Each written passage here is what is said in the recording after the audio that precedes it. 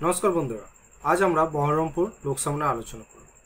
এই লোকসভায় 2024 কোন পার্টি এখান থেকে জিততে পারে সেটা নিয়ে আমরা কিছুটা প্রেডিকশন করব আগের ভোটের তথ্য অনুযায়ী। তো চলুন শুরু করা যাক।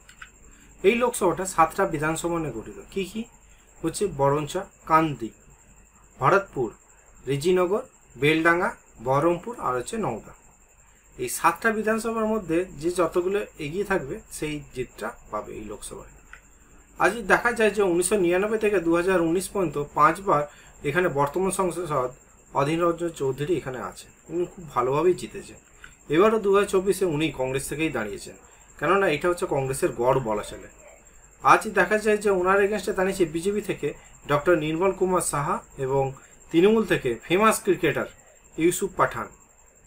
বুঝতে পারছি ত্রিমুখী লড়াই হবে, জবরদস্ত লড়াই হবে।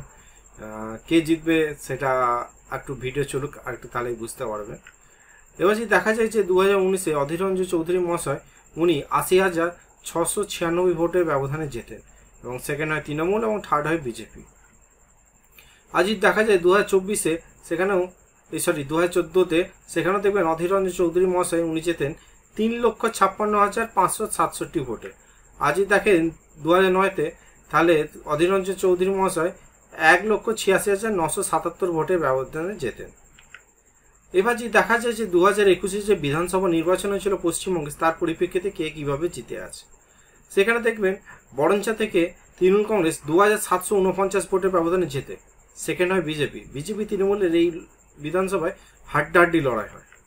আর দেখেন কান্দি বিধানসভা থেকে 38,080 ভোটে তৃণমূল কংগ্রেস জেতে এবং সেকেন্ড হয় বিজেপি, থার্ড হয় তৃণমূল কংগ্রেস। আর তারপর হচ্ছে ভরতপুর থেকেও তৃণমূল কংগ্রেস জেতে 43,083 ভোটে, সেকেন্ড হয় বিজেপি, থার্ড হয় কংগ্রেস। আর বেলডাঙ্গা থেকেও তৃণমূল কংগ্রেস জেতে 53,832 ভোটে, সেকেন্ড হয় বিজেপি, থার্ড হয় কংগ্রেস।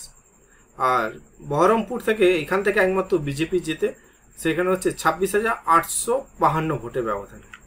আর যদি দেখেন নওদা থেকেও তৃণমূল কংগ্রেস জেতে 74,153 ভোটে, আর রাজীবনগর থেকেও তৃণমূল কংগ্রেস জেতে 68,268 ভোটে। এই হচ্ছে ব্যাপার। 6টা বিধানসভা তৃণমূল কংগ্রেসে যায়, একটা বিধানসভা বিজেপি জেতে। এবার এখানে একটা জিনিসই দেখবেন, এখানে 5 বার হয়েছে অধীর রঞ্জন চৌধুরী মহাশয়, এখানে 5 বারই সংসদ। কিন্তু এখানেও এই 7টা বিধানসভাতে 2021-এ একটাতেও মানে কংগ্রেস সেকেন্ড পর্যন্ত হতে পারেনি, সবেতেই থার্ড হয়েছে। ফার্স্ট গেছে তৃণমূল আর সেকেন্ড হচ্ছে বিজেপি। এই 2021-এর পরিপ্রেক্ষিতে তৃণমূল কংগ্রেস এখানে প্রায় 2,53,313 ভোটের ব্যবধানে জিতে আছে। বুঝতেই পারছেন। এবার হচ্ছে দেখা যাবে যে তৃণমূল কংগ্রেস খুব বড় খেলা খেলে দিয়েছে, কেননা এখান থেকে ফেমাস ক্রিকেটার ইউসুফ পাঠান এখান থেকে দাঁড়িয়েছে। তাহলে বুঝে যাচ্ছে যে এখানে তৃণমূল অনেকটা এগিয়ে আছে। বিজেপি লড়াই হবে, কংগ্রেস লড়াই করবে। দেখা যাক বিজেপি আর কংগ্রেস যদি লড়াই করে, মানে ভোট কাটাকাটি করে, তৃণমূল বেরিয়ে যাওয়ার চান্স বেশি আছে।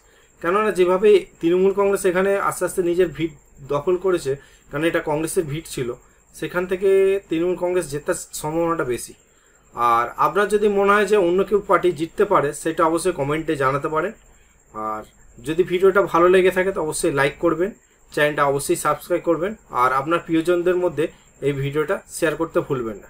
ভালো থাকুন, সুস্থ থাকুন। জয় হিন্দ, বন্দে মাতরম, জয় শ্রীরাম।